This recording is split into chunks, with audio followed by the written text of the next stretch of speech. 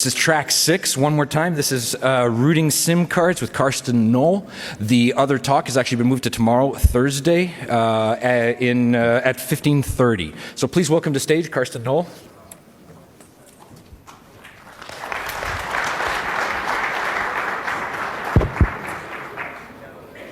Thank you very much. I'm a security researcher out of Berlin, where I run a hacking think tank. Our research mission is to find vulnerable cryptography in everyday use. And we've been doing this for a few years. We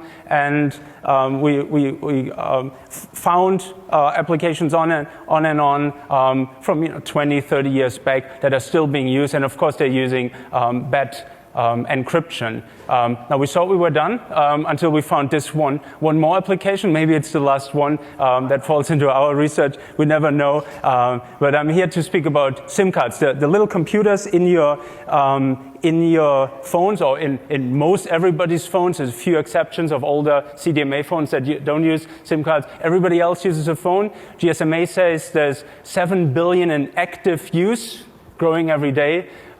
So these would be a very attractive hacker target. And we looked at how to hack them and found surprising things. SIM cards were originally meant as a way for the phone to be paired with the contract, so that the charges would be put on the right contract and that the calls would reach the right phone number. But they've been extended into all kinds of other directions since. With functions for very feature-limited phones, like storing an address book or storing text messages. These are the more known extensions of SIM cards, but also through custom Java code that can pretty much do anything, and that can be updated at any point in time. Popular uses here are roaming management. That is, when you touch down in a country that you haven't been before, your operator updates a list on your SIM card that says, I prefer this network over this other because I negotiated better rates. So it has to do with revenue optimization. Also, payment applications are found on SIM cards in the developing world a lot already. In Africa, predominantly, I take it. But it's also coming to the developed world in the form of NFC payment tokens. So when your phone becomes a credit card, that's facilitated through a software download onto the phone. Very popular in Japan, as I learned today already. It's coming here, any day now, but they've been saying that for years too.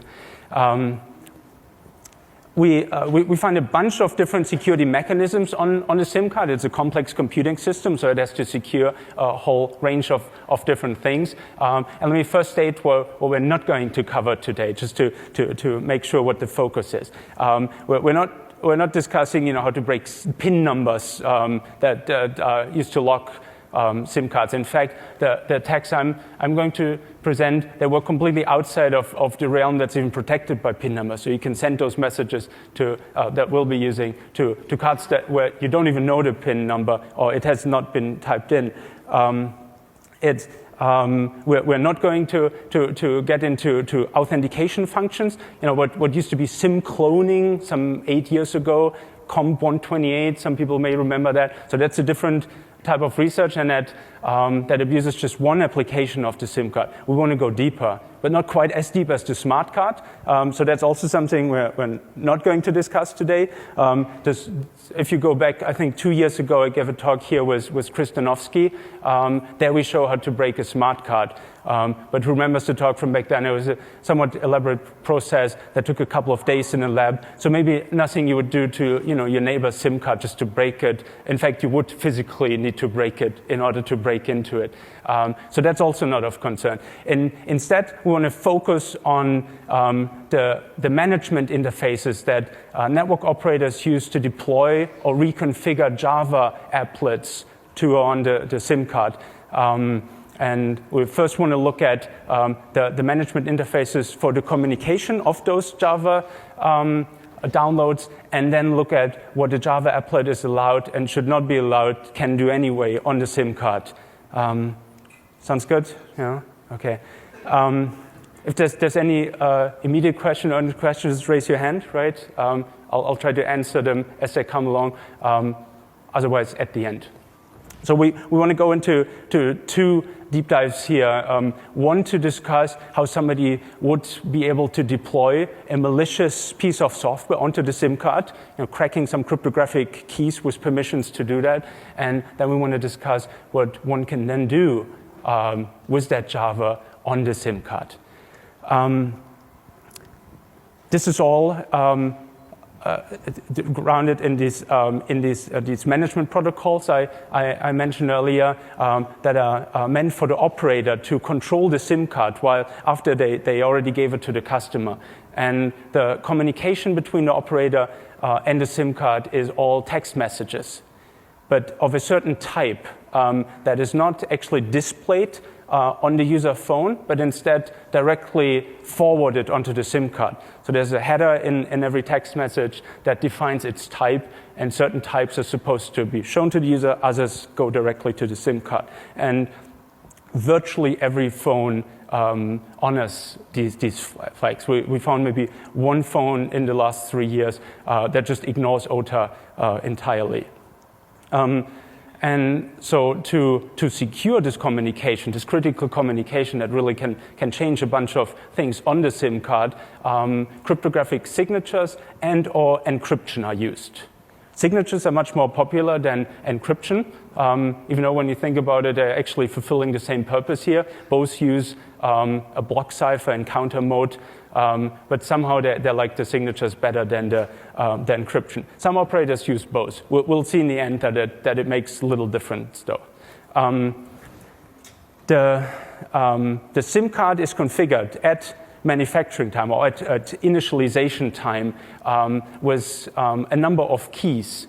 So it doesn't just have one key that somebody from the outside can speak to, but a whole number of keys. And these are, again, assigned to different applications. So it can have a number of applications, and for each of the applications, up to 16 keys. So it really allows business cases where, for instance, the operator has a spare application with a couple of keys on it and then sells that to, let's say, a bank, and they would then deploy the banking logic onto this part of the SIM card, not affecting anything else, though.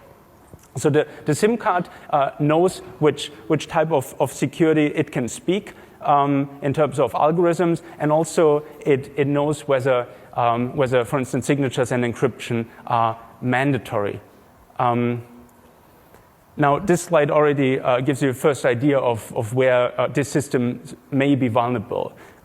Since not just the AES standard that we know from basically every internet application is an option, and the triple dash function that's was a quick fix to a cryptographic problem in the 80s. These are not the only choices. Also, that cryptographic problem from the 80s that was invented in the 70s is a choice, and that's the data encryption standard hardened by the NSA from the 70s. Yeah, and that was up until very recently a legitimate choice for new SIM cards. And if you give people a choice of store a lot of data in your databases or a little bit, too many make the choice of a little bit.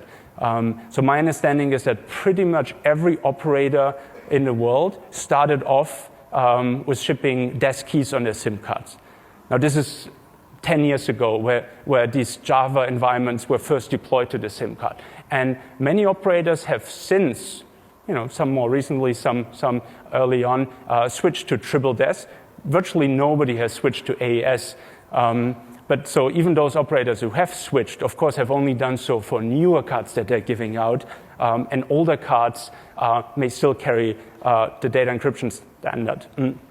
We estimate this, and this is a very conservative estimate, at about half of the world's SIM card still using at least one key set of the data encryption standard, of this 70s era encryption. Right? So multiply that by 7 billion cards in active use, and you see the magnitude of what this problem could be.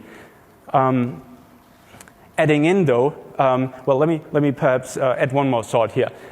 This would now allow attacks that are somewhat conceivable, but perhaps not very practical. A possible attack scenario where if you know somebody is using DES, is you would capture communication between the OTA server and the SIM card.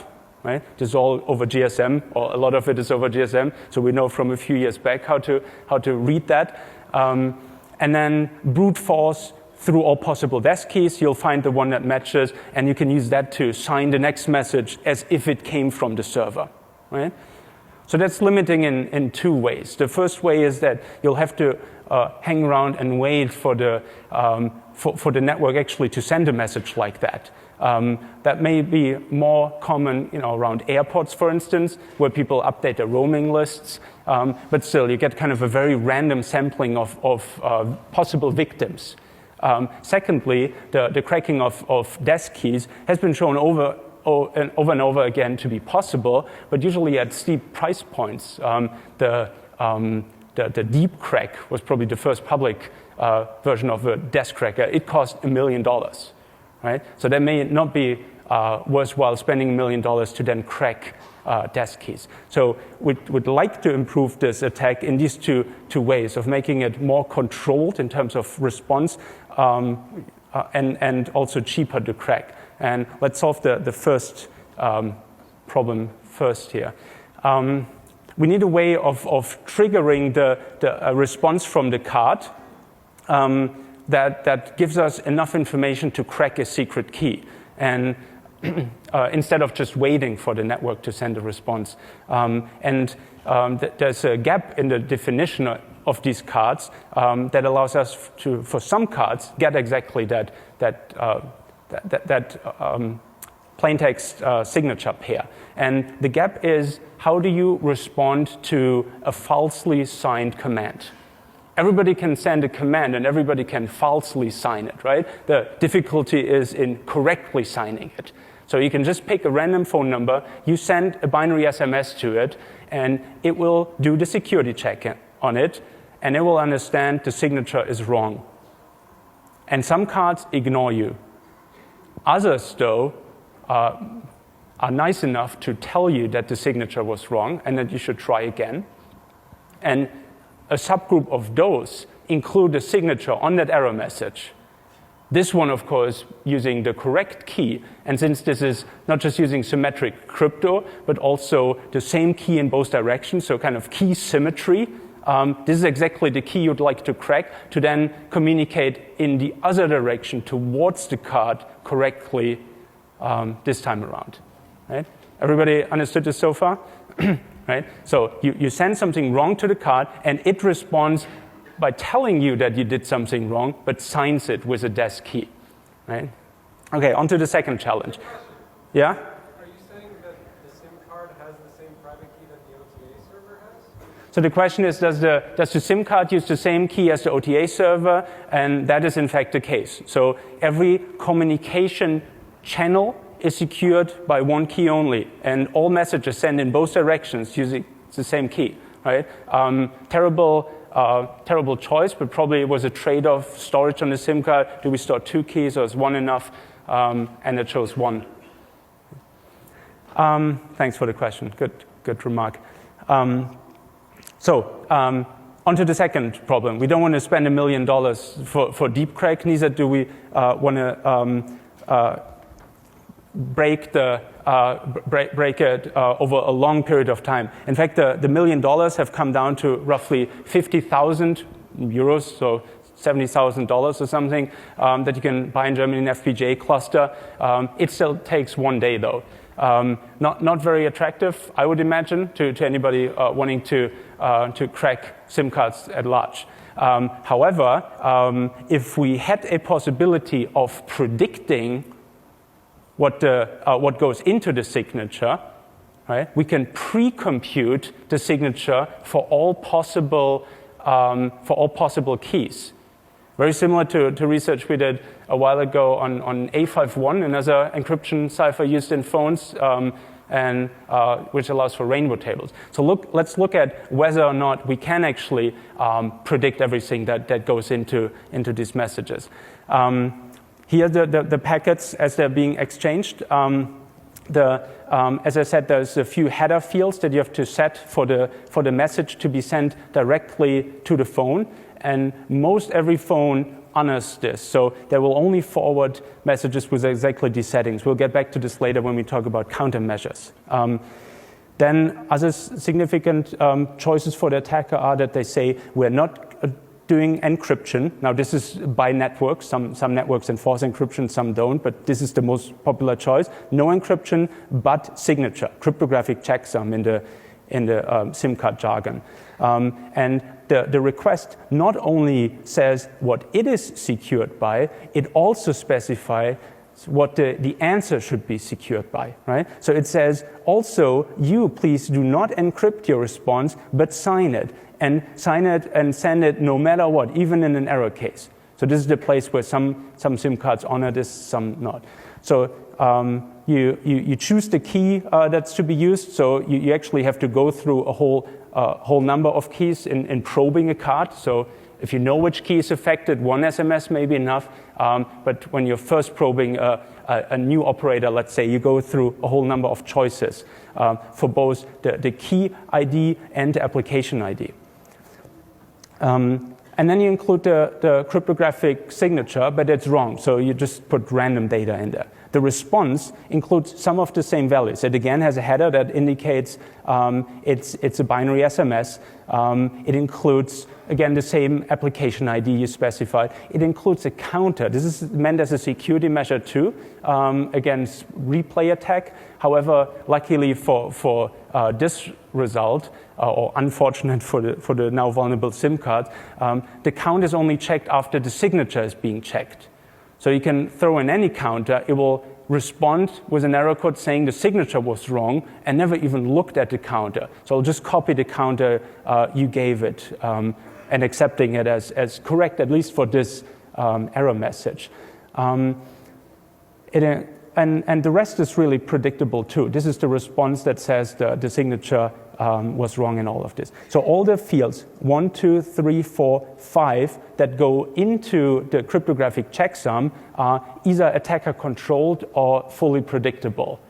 And that then makes rainbow tables possible. If you know what somebody's going to sign, which packet, you can pre-compute it for all possible key choices, right?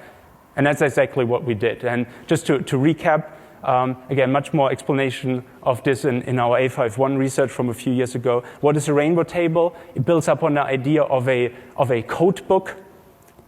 So a large data set where you have all public and secret choices matched up with one another. For instance, the phone book would be a code book. If you consider the mapping from a name to a phone number to be a secret operation, think of it almost like an encryption function. It's easy to go one way, but it's pretty hard to go the other way without the phone book. Computing a phone book, though, for 2 to the 56 entries, Google can do it with petabytes in hard disk space. I can't do it. So we need some way of compressing this gigantic phone book. And the way we do this is by creating a data set that's not just computing one link, like the phone book does, but many links. So each of these Ks is a DES function. And you keep computing them, and not just 3 times like on this slide. I think our choice is 32,000. And of these 32,000 chain links, you only keep the first and the last in this data set. So now you may cover the exact same number of values as in the phone book, but you need 30,000, or I guess 2 30,000s of the storage only. So this is becoming terabytes then, much more manageable for home hard disks. Now, if we do find a public value and you want to create a secret value from it, the lookup goes as follows. Let's say the public value, the signature we see is this 2F06. We didn't store this, right? We only stored the first column and the last column. So we look it up in the last column, don't find it. Instead of giving up now, though, we compute the DES function on it, kind of working our way backwards in this chain. So we compute the DES function, look it up. Again, don't find it.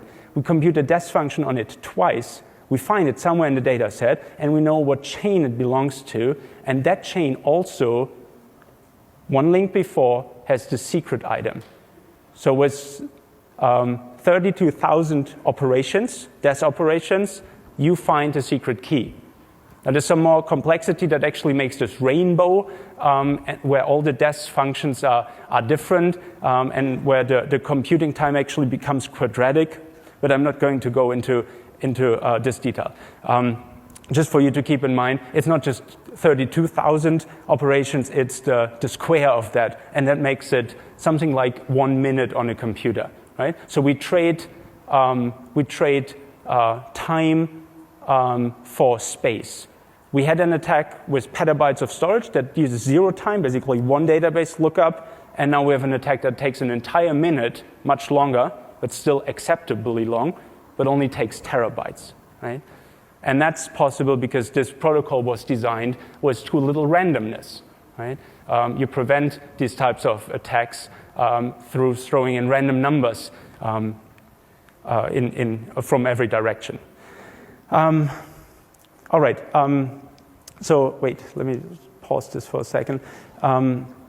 So at this point, I was going to demonstrate exactly how we send the messages using this phone, the binary messages, and then get the responses, and then cracking the keys. Now I'll talk at the end a lot about the responsible disclosure aspects of this. But long story short, we had a couple of different sets of SIM cards we were going to use for this demo, and one after another, the networks put in filters or even updated their SIM cards. So one after another, we lost from this demo set, which may be unfortunate for you today, but it's extremely rewarding for me as a researcher to know that even before we publicly demonstrated this for the first time, a lot of networks, these mostly being European networks, have already patched away this vulnerability, at least in the most obvious way of remotely sending SMSs. We did, just because we kind of knew this may happen, and we were this close to them months ago, recorded a video of what it did happen. In fact, a news website in Germany did. So let me just show you this first part of the attack as a video then. We had a little tool that takes a database full of phone numbers and then sends text messages to all these phones. Binary SMS, so not every phone uses that, but this Motorola phone can be reprogrammed to send binary SMS, and then the victim shouldn't show any attack signs, except for when it's an Android phone. It does very briefly say sending, but nothing more. So this was not user triggered or anything, and it does reply with a signature. And that signature now, this is the second part of the demo, that we can still crack. And I'm sure that there's plenty of networks out there still where the first part would also work, just not the ones that we were prepared to show. All right, so you get back signatures, cryptographic signatures, right? 64 bits. That's the block size of DES, and a key cracker, for which you have to specify which error code it was. We'll find this hopefully quickly. Let's see. Oops. Yeah. Okay.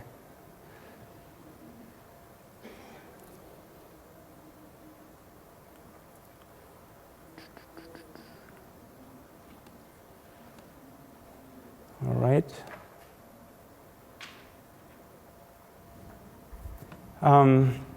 This is running on just a single computer with, I believe at this point, 6 terabytes of hard disk, but 3 different Rainbow tables, so each of them is only 2 terabytes actually. And it uses 1 GPU. This should be switching to cracking. Let's refresh here.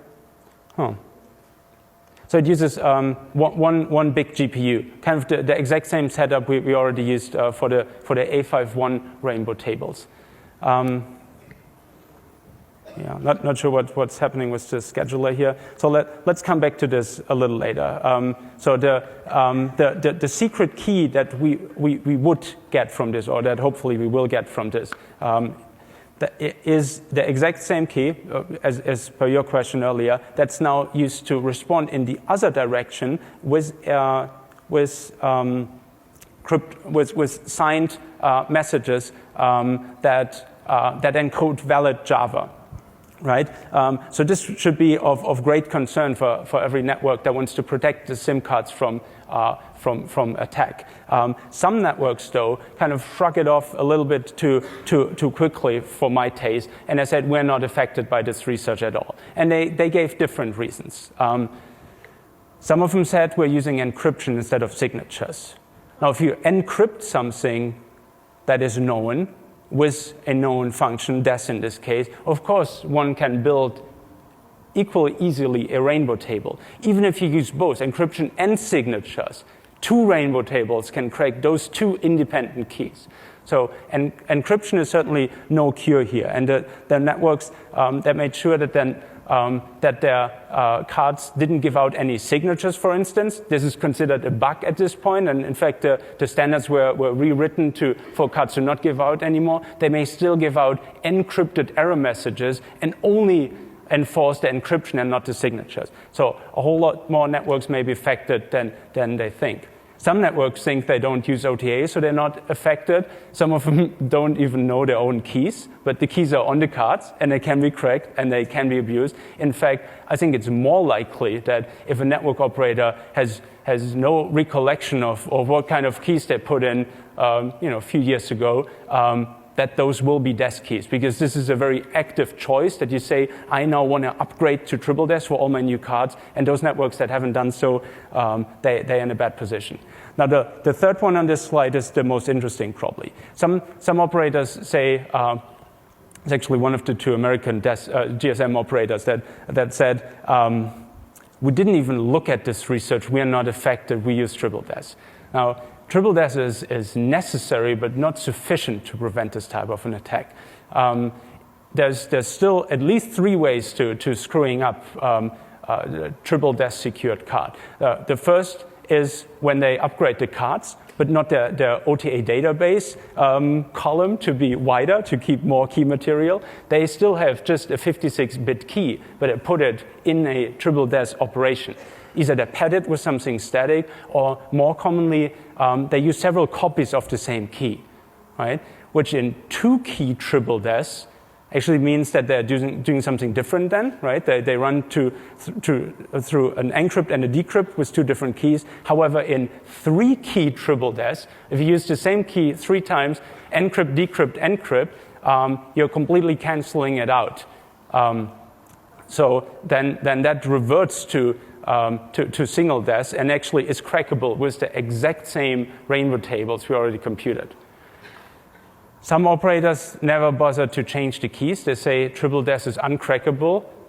Why not use 0A, 0A, 0A, 0A as our key for all cards, right? Because that's the programming key, right? Who would ever be able to guess that? And then some cards, this is now not by operator, this is by card manufacturer, are affected by what I want to call a downgrade attack.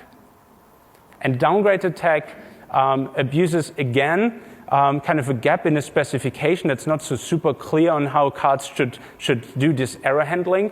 And the downgrade attack abuses the behavior of the card, where if you ask it to use a certain security mechanism and it responds, no, I'm not going to do this, it will use it, though, to sign the no, I'm not going to do this. So it's a little bit contradicting itself. And an attack on, let's say, a 3-key triple DES key then would look as follows. You send a single DES signed command and request that the card responds single DES signed, and it does so.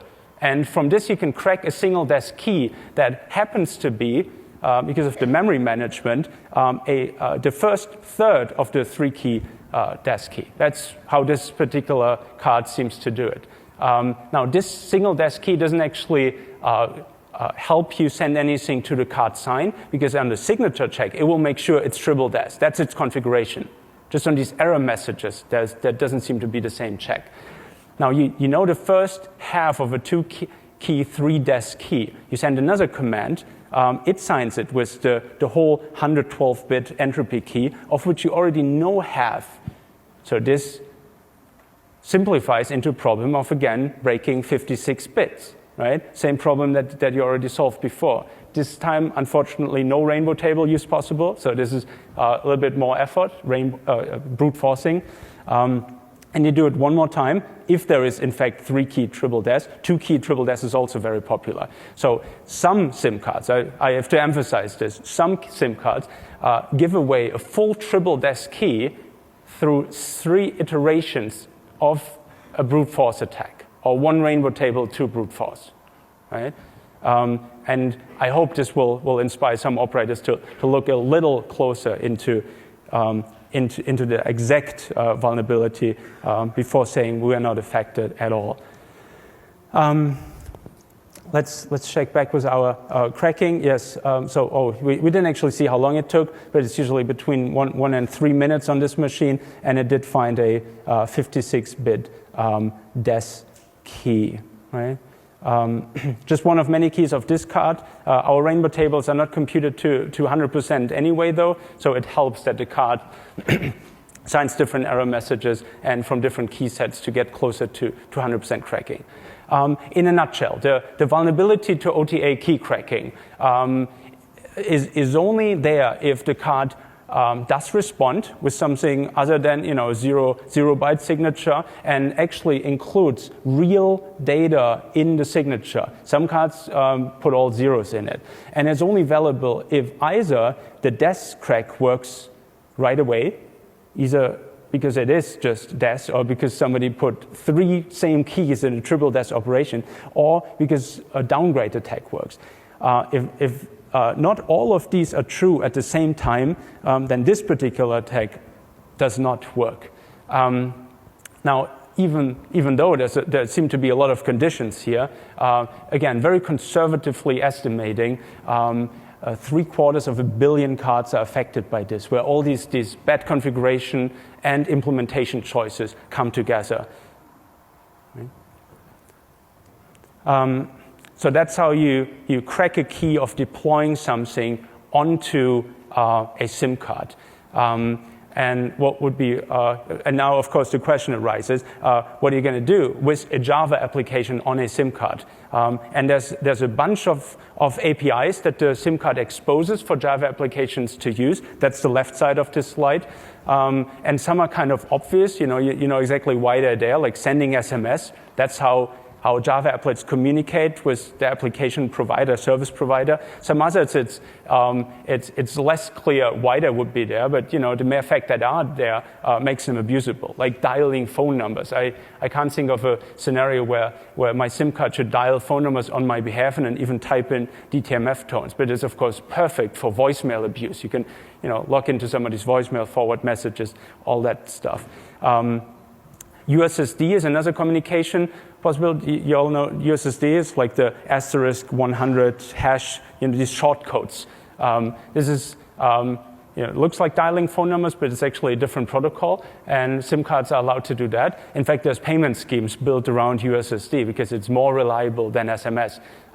Again, what can you do from an attacker perspective? You can, for instance, change the forwarding settings, right? Like reconfigure the voicemail number, stuff like that. The SIM card is allowed to query for the GPS location, right? Again, something I see no legitimate use for, but it's standardized, and a lot of phones implement it. And so through deploying of this SIM virus, now somebody could keep querying your location and get your current location via SMS. And then perhaps the most scary, and the one that I've never seen in use, is the SIM card can ask the phone to open a URL in the browser. Right? And of course, that allows basically any IT attack on the phone, right? So download something from an app store, spoof a banking website to do mobile banking, all the like. So there's a lot of functions that you will never have used, that you don't actually want to be there, that your network operator would never consider using, but that the attacker now can use against you. Yet other stuff on the SIM card should be better protected. There's no obvious API you can call to, for instance, read the super secret master key. It's called KI of this card. That's used from which all the other encryption keys are derived. So all the keys that are used to encrypt 2G, 3G, and 4G voice and data traffic, they all derive from one single key, 128-bit key. If you steal that, you can completely clone the SIM card. Kind of like back in the good old days, the Comp 128, 2 days of challenging the card, you read the KI. So this should be prevented, as should the other items on this slide, kind of lateral movement on the card. However, the implementation of Java on these cards does allow somebody to read those extra items as well. The Java, my understanding, does a lot of security analysis that in a lot of other languages are perhaps found in the compiler or somewhere else. So it will, for instance, verify that you're not going out of boundaries. You can try, and it will give you an error code, an exception, and so be it. And the simple cases, and now I'm talking about 2 specific Java virtual machine implementations among a whole range, but those 2 make up for 80% of the market share or something. So in those two Java VMs, those boundaries are checked in simple cases, like the one here. You have a small array and you give it a long integer as a pointer to the array. It will tell you you are out of bounds, exception. However, and unfortunately can't disclose the exact way of doing this. It's kind of still a responsible disclosure issue. If you ask the SIM card a little bit less straightforward to give you some memory that isn't in the array, let's say through a number of dereferentizations that then result into an integer, then after all this dereferencing, somehow the card forgets to do the boundary check. And you get full read and write access to the entire memory. And this is not just to the Java process, this is to the entire smart card. The smart card doesn't really have a process concept beyond the Java SIM boxes. Right? So with this now, again, on a majority of SIM cards, this bug is found, you can read all the data that's on the card. This master KI key, you can read the payment tokens that are very popular in Africa, for instance, for mobile banking. You could be reading an NFC credit card if they were to deploy them anytime soon. And this now, and this brings me to the final part of the demo, allows you to fully clone the SIM card, among other things. So let me show you this. So I have a phone here with no SIM card in it, right? Again, it's this Motorola phone. I love this device. It's the only one that we can really fully program. And I'm going to connect this to this computer. Most of the Osmocom software actually runs on the computer and not on the phone. So the phone is kind of dumbed down to just accept whatever commands come from the computer. And I'm going to start this as a phone using a KI key that we stole from one of the SIM cards. Right? So let's see. So it's now basically a software implementation of all those functions in a SIM card. The Comp 128 in this case, I think version 2, then the KI and everything else that's needed to spoof the SIM card. Should be registering to one of the 2 GSM networks here. It picks them kind of randomly. This card is a European card, so it's allowed to roam on both.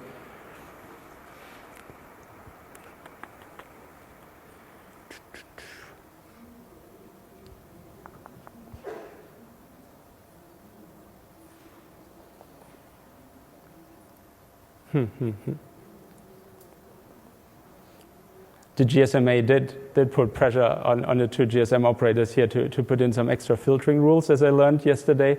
That's why the first part of the demo probably didn't work at all. I'm hoping that they did the filtering rules for the whole country and not just Las Vegas, but you never know.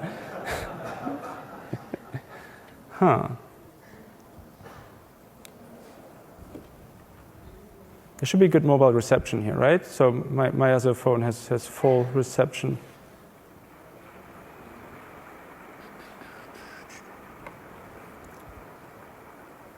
Actually retry this one more time to make sure that the Osmocom software didn't crash or anything. It's not so super reliable.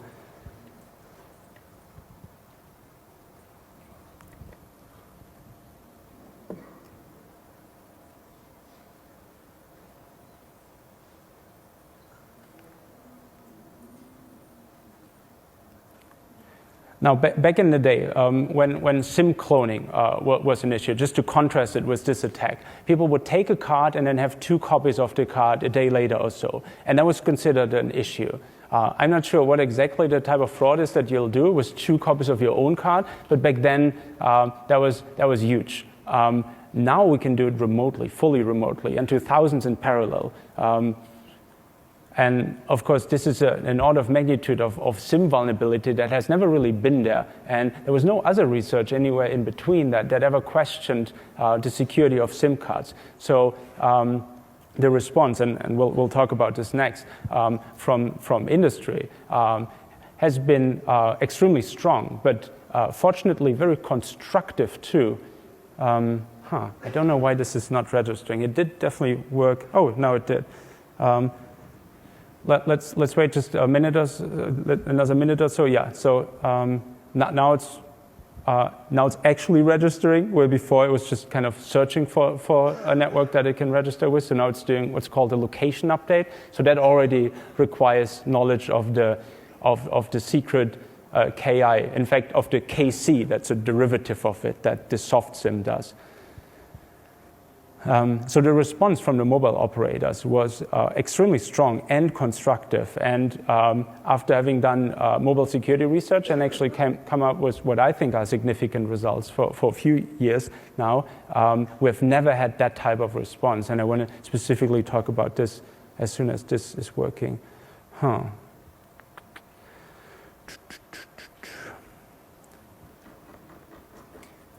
Well, let's come back to it at the very end. I'm sorry that this is taking so long. So just to wrap up what an attack could look like.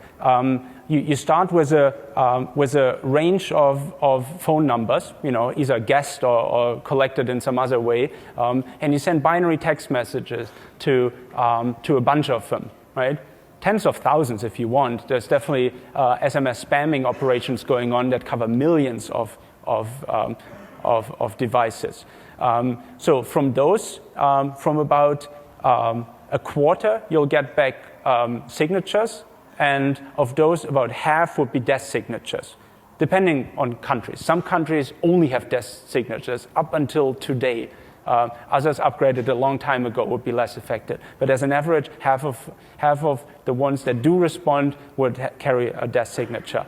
You crack the death signature using these rainbow tables, either just the signature key, also the encryption key, and then you send a virus onto the phone. That virus can do lateral movement on the card through the sandbox escape and then steal everything. The KI, the banking application, start sending SMS, start tracking your location, basically doing everything that the virus would want to do on your phone, except for, of course, access the data on your phone. This has nothing to do with Android, iPhone, and so forth. Just going back, so okay, it's connected to Singular. You see how old this software is? So it's using a very old list of operators. Okay, so I'm actually going to use my phone number. No prank calls during the night, please. Photo boost, and this should be calling this phone in just a second. Let's see. Call is alerting. Did I miss? Oh yeah, okay. Here we go. Let me hide that phone number so that I don't switch that off once again. We lost so many through this research. So I'm being called by one of the SIM cards that we cracked right now, right? Yeah, and that's basically game over for SIM card security. If you can do full SIM cloning, including this KI key, and remotely so, to what's hopefully fewer and fewer cards, but definitely when we came out with this research, hundreds of millions of cards in many countries worldwide. Thank you.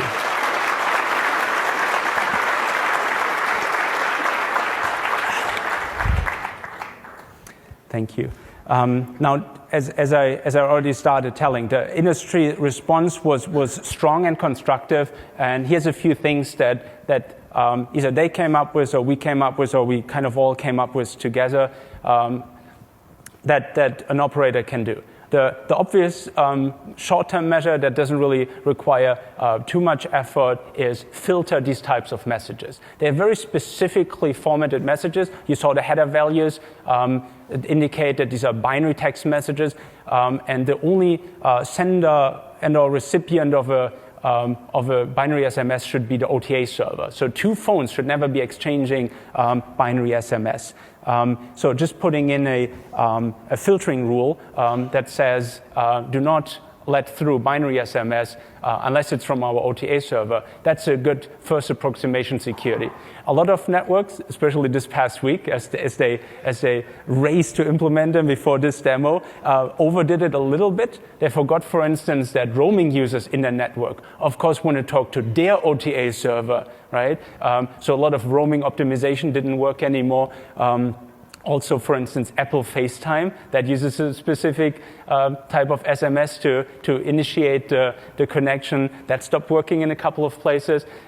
So figuring out the exact filtering rules you need, that may be a little bit more difficult. Some testing work, some measuring what traffic you actually have in your network. But it's still, I think, the quickest short-term measure to at least make us not able to present or demo this, and probably makes it much more difficult to abuse too. On the same level of difficulty, without much consideration, is deactivating OTA altogether. This OTA functionality, as I said, in a lot of networks isn't even used. They sometimes even forgot their keys. So deactivating it may not be a bad choice, especially if this real estate for older cards is burned now anyway. And Visa, MasterCard are not going to allow the NFC tokens onto your card anyway. Only on newer cards they would. Then why not just switch it off, right? Now, in that same direction, but a little bit more smartly, you can reconfigure cards to basically upgrade them from single desk to triple desk. And this, I want to go into the details here because this is probably my favorite part of this entire story.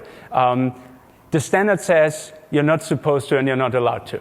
The standard specifically says you cannot change security configuration. Probably the people were thinking to prevent types of downgrade attack where you make it less secure. But this also prevents upgrade attacks, right?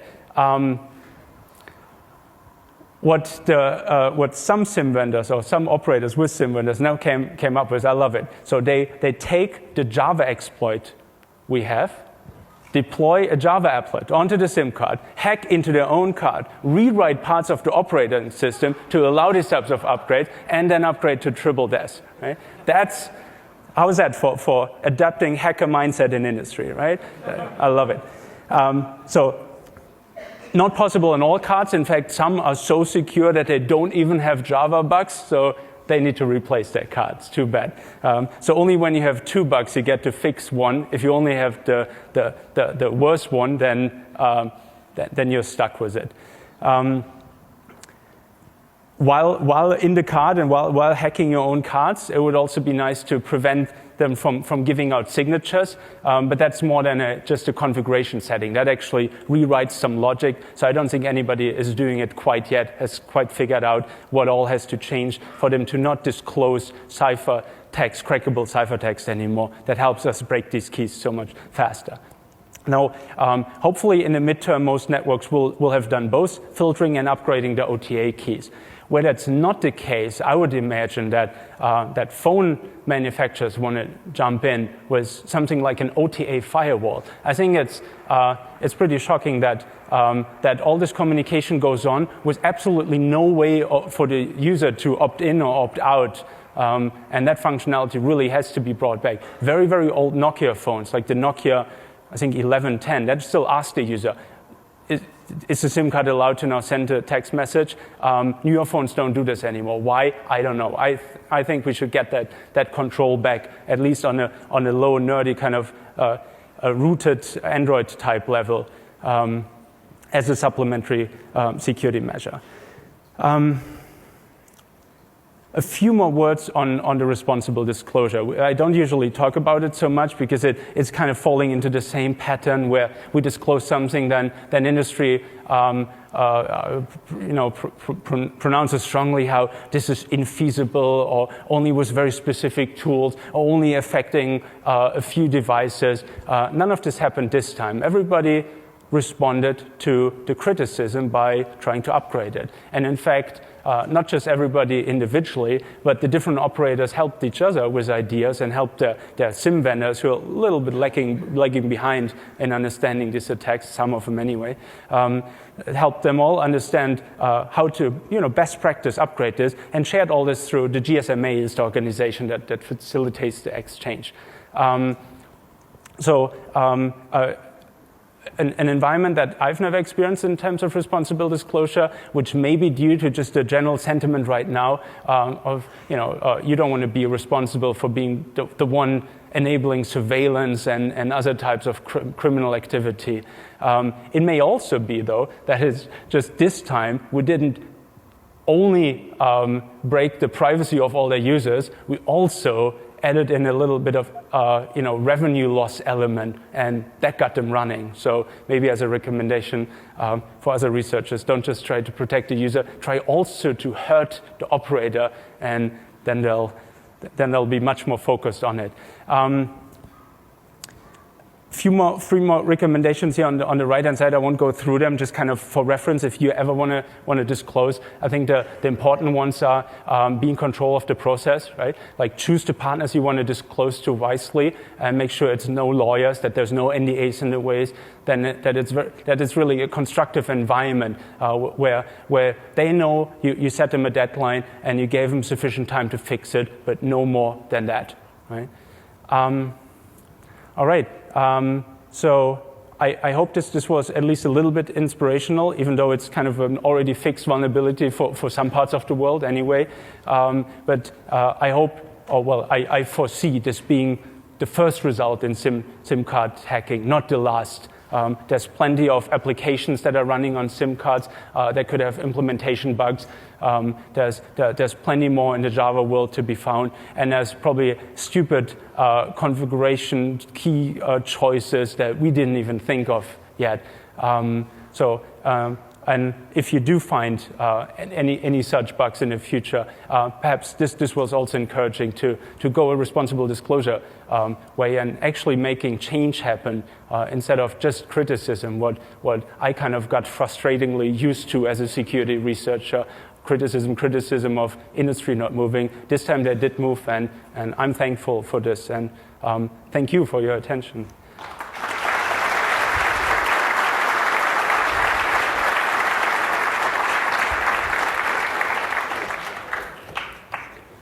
Any questions?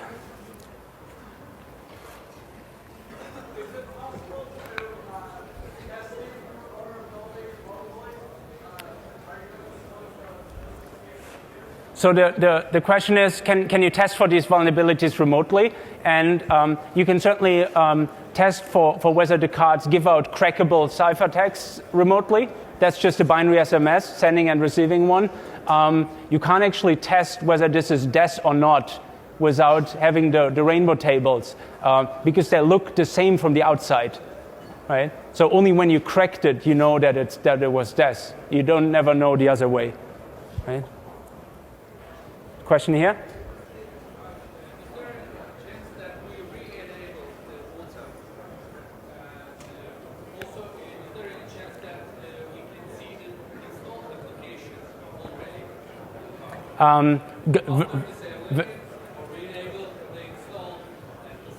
So very, very good question. Is a way of knowing which applications are already on your card and seeing how the operators enable or disable it? Unfortunately not.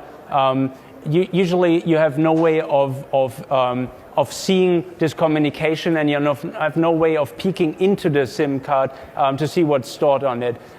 If you suspect your phone to receive an OTA upgrade soon, you can use a SIM spy, like SimTrace, for instance, to be like a proxy between the SIM card and the phone, and then you'd see the packages. But those may be encrypted, may just be signed. So it's kind of a little bit of luck trying to find this, and I think the operator would be the only ones really be able to tell what you have and how it's communicating, unfortunately. So big gray area, and I'm strongly calling for phones to give control to the users back, over which messages are being exchanged and who receives them.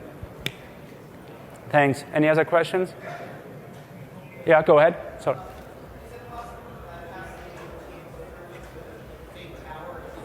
Oh, yeah. So let me go back to this slide and emphasize this point a little bit more. You see how I say this is only half effective? Because the filter really only helps when your user is in your network. It doesn't help, for instance, when the user is in another network roaming, unless you do home routing, which researchers have been called for at least 6 years or so for privacy reasons. Now they may actually do it to prevent these SIM vulnerabilities. But let's say, even with home routing, and this is now coming to your question, a fake base station that completely emulates the network, of course, is still allowed to talk freely to the SIM card. So filtering, very good first approximation.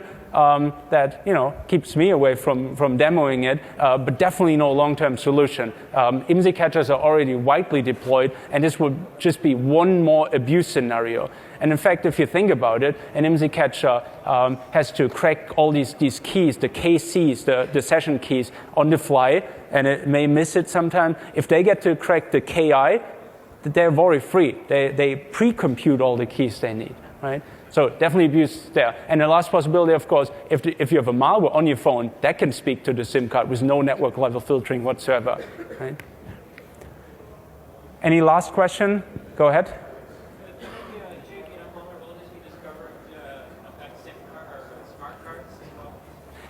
Good question. Do the JVM vulnerabilities affect other users of smart cards too? So this is a smart card, of course, but the operating systems that SIM cards use are pretty custom. So I don't think that those vulnerabilities will be found in any other use of smart cards. But you never know. Maybe a smaller use kind of recycles them.